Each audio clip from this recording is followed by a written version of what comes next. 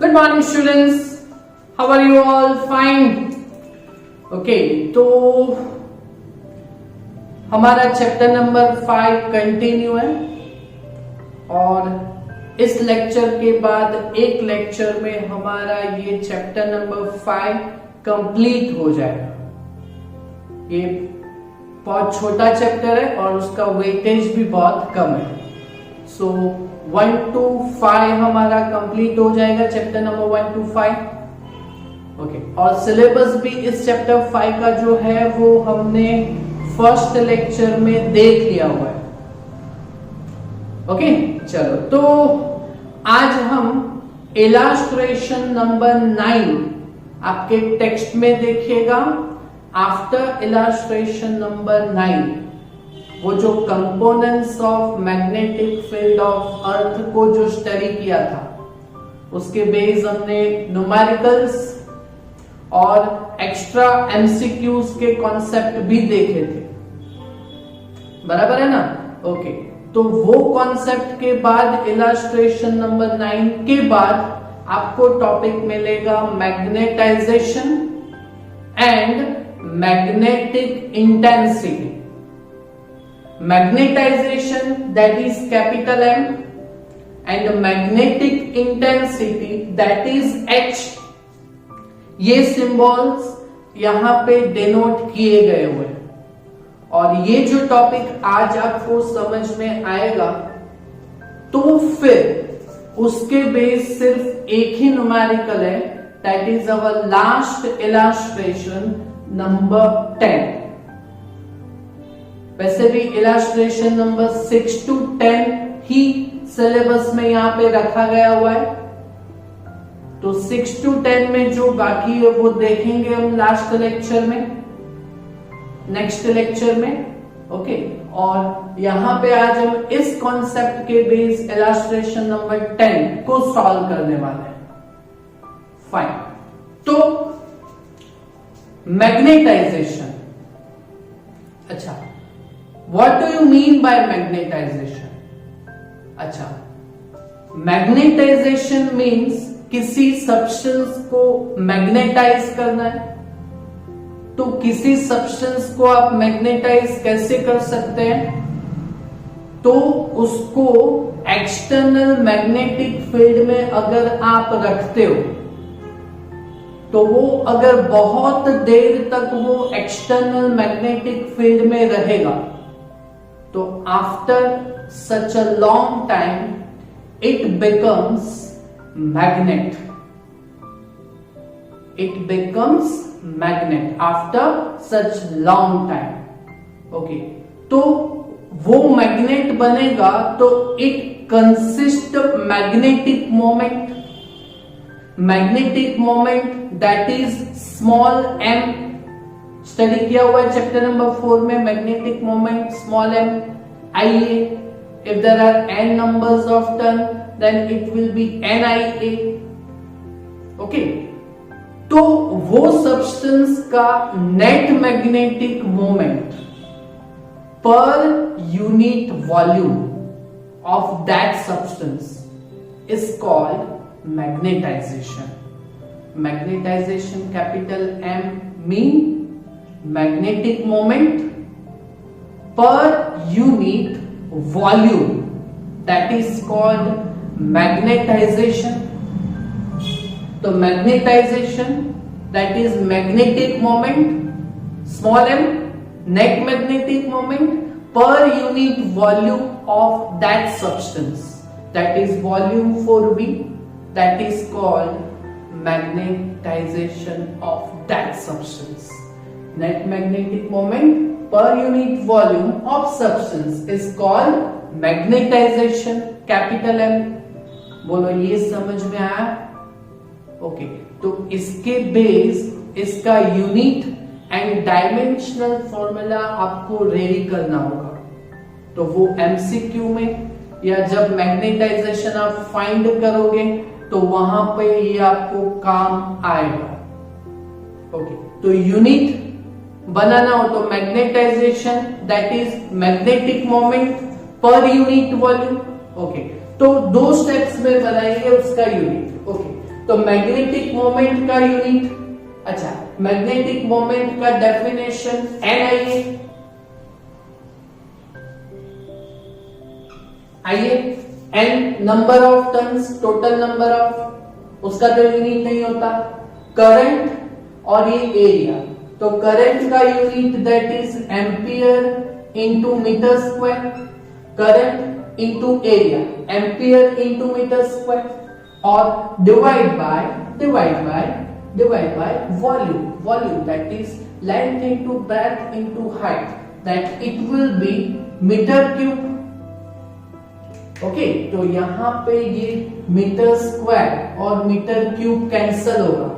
Okay, तो आपको यहां पे यूनिट क्या मिलेगा, आपको ampere per metre, that is ampere into metre inverse. बोलो यूनिट कैसे बनाया, ये देखा आपने। ओके, चलो फिर डायमेंशनल फॉर्मूला बनाते हैं। तो dimensional formula that is M L T A form. Okay, m that is mass kg, m0, l length meter that is -1, तो l -1, t0 and a1 ampere. Clear, तो ये यूनिट और dimensional formula हो गया। Okay, और दूसरा magnetisation का equation यहां पे बनेगा ni, स्मॉल n इंटू आई। तो ये कैसे बनता है, तो वो भी देख लेते हैं। ऑल्सो मैग्नेटाइजेशन का ये इक्वेशन, इससे ये इक्वेशन कैसे आता है वो समझना है। ओके, तो ये इक्वेशन कैसे आएगा, तो net magnetic moment that is IA, if there are n numbers of 10 it will be NIA, और divide by this is volume, तो volume that is volume of solenoid ला LA। ओके, तो A cancel होगा। Okay, तो that is number of turns per unit length, तो that is called number of turns per unit length, that is called small n। Okay, तो small n into आई, तो हो गया ना small n into I, that is small n number of turns in solenoid पर unit length, और I that is current. But वो magnetisation के लिए, मैग्नेटाइजेशन, तो ये जो करंट रहेगा वो मैग्नेटाइजेशन के बाद का जो करंट होगा वो that is called magnetization current, I suffix में स्मॉल n। बोलो ये समझ में आया आपको, क्लियर। ओके, तो ऐसे का ऐसा ही सेम, तो ये इक्वेशन से ये इक्वेशन हमने ऐसे बनाया हुआ है, तो ये क्लियर। तो इसका अभी तो कुछ काम नहीं है। ओके, उसके बाद same topic that is magnetic intensity. अच्छा, किसी भी सब्सटेंस को आपको मैग्नेट बनाने के लिए उसको सोलेनॉइड के कोर के अंदर रखना पड़ता है, तो वो मैग्नेटिक फील्ड जनरेट करना हो तो वो करंट पास करना पड़ता है। Okay, so that is magnetic intensity. वो जो मैग्नेटिक फील्ड बनेगा उसका इंटेंसिटी रहेगा, तो उसको हम बोलेंगे H, और H का भी इक्वेशन आएगा नी, that is small n into I. देखो ये दोनों सेम है, बट ये जो करंट है that is current in a wounding of solenoid. तो small n that is number of turns per unit length in a solenoid, and I that is current passing through the winding of solenoid. Okay, चलो तो unit, तो ये दोनों same ही है ना, same ही है ना, तो यूनिट भी सेम आएगा। तो वो यूनिट क्या आएगा, that is ampere into metre inverse. Okay, similarly dimensional formula भी आपका आएगा M L T A, M0 L -1 T0 A1 it will be clear. Okay, so that is magnetization intensity and magnetic intensity. Okay, और अगर ये दोनों intensity का ratio लें that is M divided by H, you will have magnetic susceptibility. It's a new physical quantity that is xi m. xi कैसे लिखते हैं? Magnetic susceptibility xi ऐसे लिखते हैं, ओके। और magnetic susceptibility xi m, that is ratio of two intensities, magnetization and magnetic intensity.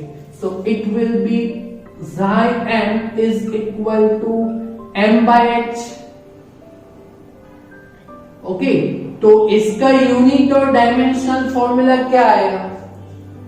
m और h का तो यूनिट सेम ही है, ओके। तो दोनों का रेशियो लेंगे तो यूनिट आएगा नहीं, तो it is unitless and dimensionless quantity, okay. तो यहां पे लिख देते हैं it is unitless, unit and dimensionless quantity.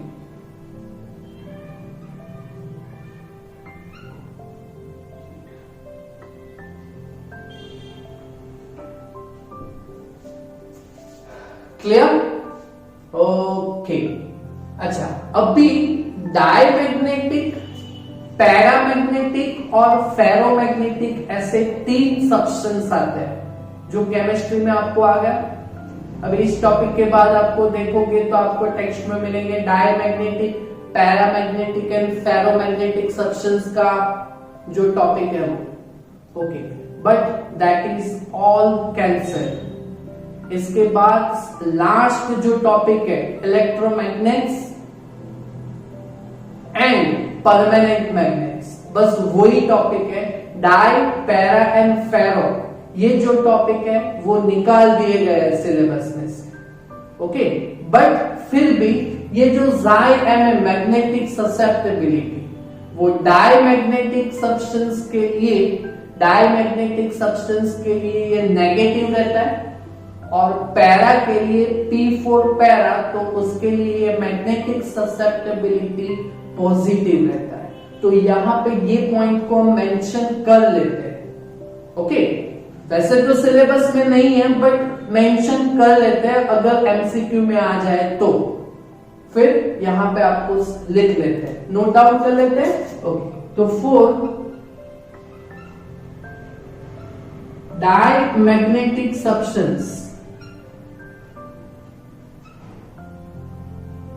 अच्छा, उनके लिए ये जो xi m है वो ग्रेटर देन 0 रहता है, that is positive value. And for paramagnetic substances, paramagnetic substance के लिए, अच्छा, तो ये पैरामैग्नेटिक सब्सटेंस के लिए ये जो मैग्नेटिक ससेप्टिबिलिटी रहता है that is less than 0, so this is negative value. और ये आगे के बोर्ड के एग्जाम में ये एमसीक्यू पूछा भी गया हुआ है, ओके। तो हम यहाँ पे रिस्क नहीं लेंगे और ये टॉपिक को भी हम मेंशन कर देंगे अपने नोट में, क्लियर? ओके। अभी रिलेटिव परमिएबिलिटी, अच्छा, वैसे तो आपने परमिटिविटी एप्सिलॉन आर देखा था, relative permittivity epsilon r, that is the ratio of two permittivity, epsilon by epsilon 0। वैसे ये permeability है, that is mu, तो relative permeability that is mu r, okay, so that is the ratio of mu upon mu 0। Chapter number 1 में देखा था epsilon r, that is epsilon by epsilon 0, that is dielectric constant capital K, देखा था ना। तो वैसे ही relative permeability that is the ratio of permeability of medium to zero space, okay. और दैट इज इक्वल टू ये जो mu R का जो वैल्यू रहता है, ये जो म्यू आर का जो वैल्यू रहता है वो जो ससेप्टिबिलिटी है उससे +1 रहता है, ओके। तो mu R that is equal to 1 plus chi m, okay, ये इक्वेशन भी आपको समझ में आना होगा, क्योंकि इसका भी एमसीक्यू अगर मैग्नेटिक ससेप्टिबिलिटी दे, ओके, तो रिलेटिव परमिएबिलिटी का value that is mu R is equal to 1 plus जायन। तो ये एमसीक्यू में भी ये एक बार बोर्ड में पूछा गया हुआ है। ओके, तो यहाँ पे इस mu R is equal to 1 plus कायन को एमसीक्यू के लिए इंपॉर्टेंट में रखेंगे। क्लियर? ओके, तो वैसे भी इसका एप्लीकेशन हम इलस्ट्रेशन नंबर 10 में ही रखेंगे। तो जो म्यू आर का वैल्यू है that is the ratio of permeability of medium to free space mu by mu 0, और उसका वैल्यू मैग्नेटिक ससेप्टिबिलिटी से +1 रहता है, सो दैट इज जायन +1। क्लियर? ओके, और इसका यूनिट क्या रहेगा? तो ये दोनों सेम क्वांटिटी का ही रेशियो है ना।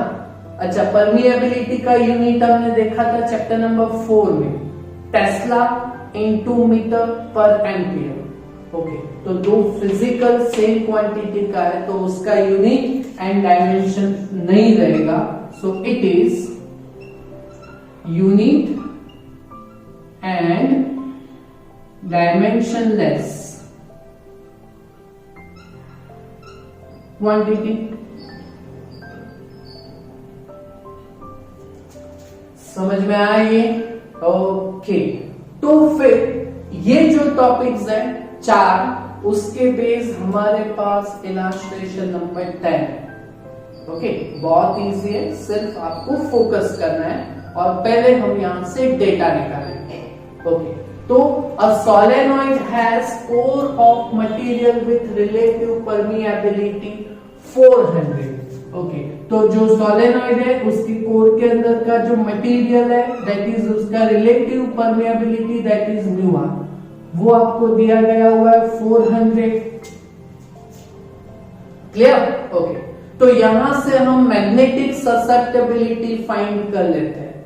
तो म्यू आर आपको मालूम है, तो मैग्नेटिक ससेप्टिबिलिटी वो आपको आगे जाके काम आएगा।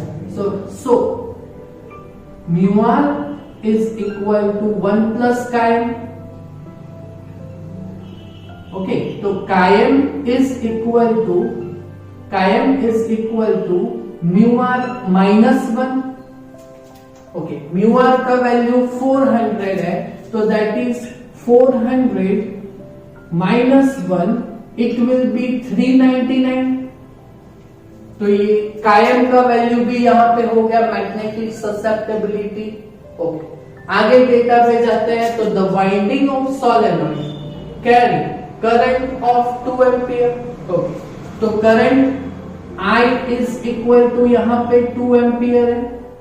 Okay, also if number of turns is 1000 per unit metre. अच्छा, तो ये number of turns capital N नहीं, पर यूनिट लेंथ में दिया गया हुआ है, so it is small n is equal to 1000 turns per unit metre आपको दिया गया हुआ है, so that is small n। Clear? Okay, तो यहां से हमारे पास 4 क्वेश्चंस है, A, B, C and D। Okay, तो question A is to find H। Text में भी मैग्नेटिक इंटेंसिटी वैसे नहीं, H ही ऐसे लिखा हुआ। ओके, तो H का इक्वेशन आपको आता है? नहीं आता। ओके, तो H का इक्वेशन नहीं, H इज इक्वल टू नहीं। ओके, स्मॉल n का वैल्यू आपको यहाँ पे कितना है 1000 और करंट कितना है 2। ओके, सो H का जो वैल्यू आएगा H is equal to 1000 into 2, 2000 ampere into metre inverse. Clear? Okay, so ये फर्स्ट क्वेश्चन सॉल्व हो गया। समझ में आया ना? Okay, question B that is to find magnetization capital M। Okay, तो ये कैसे फाइंड करेंगे? तो capital M is equal to नी, स्मॉल n है पर ये मैग्नेटाइजेशन करंट आपके पास नहीं है, तो ये कैसे करेंगे हम? ओके, तो H फाइंड हो गया, जायम हमने फाइंड किया है, तो xi M that is the ratio of M by H। Okay, तो यहां से हम करेंगे xi M is equal to M by H। Okay, तो M is equal to xi M into H। Okay, तो जाय M का जो वैल्यू है दैट इज 399 और H का वैल्यू है दैट इज 2000। ओके, तो इसका आंसर आपके पास कितना आएगा? That is ampere into metre inverse.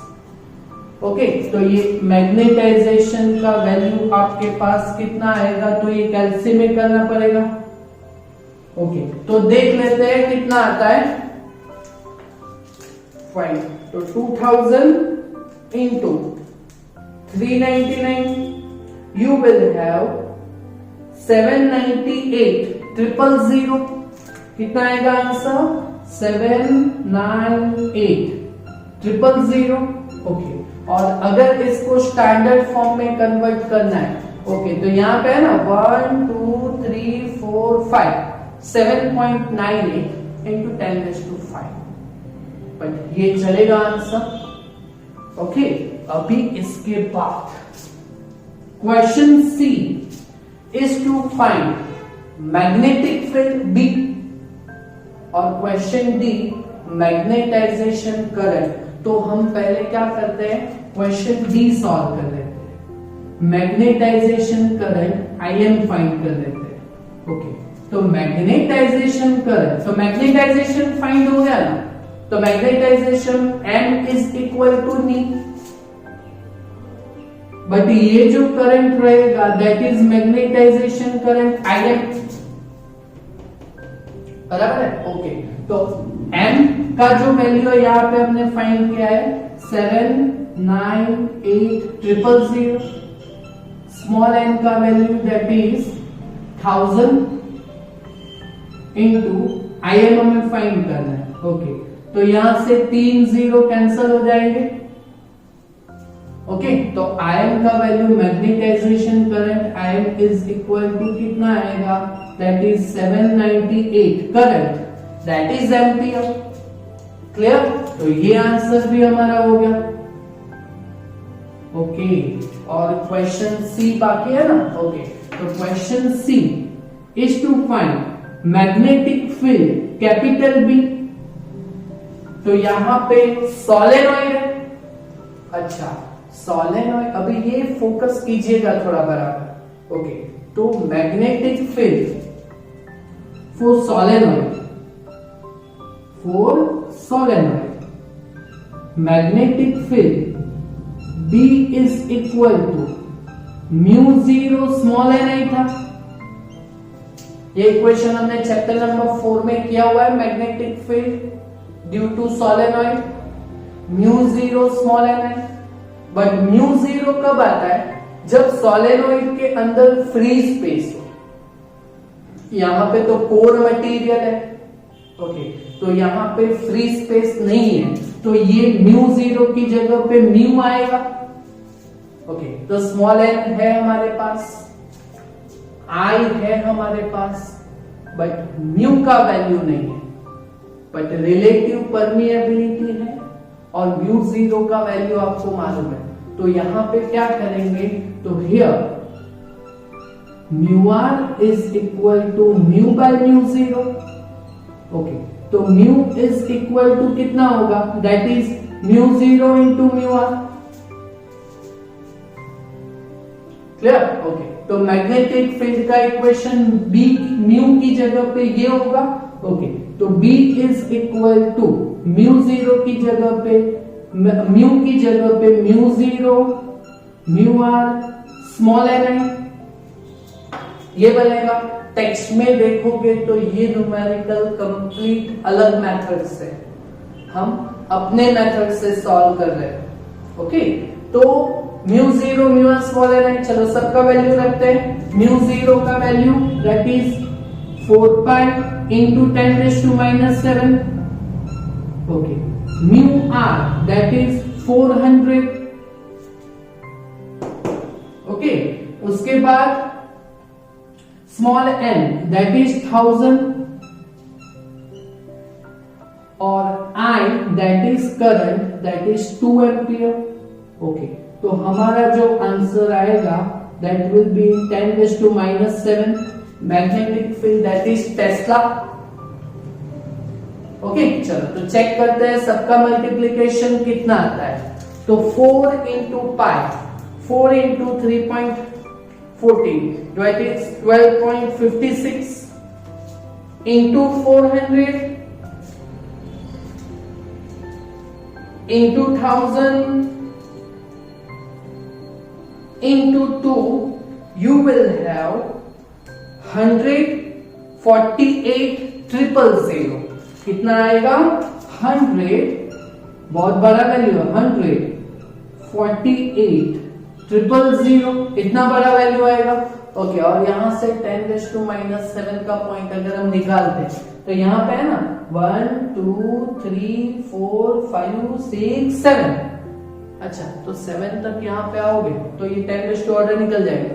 Okay तो यहाँ पे कितना आएगा B is equal to 1.0048 Tesla.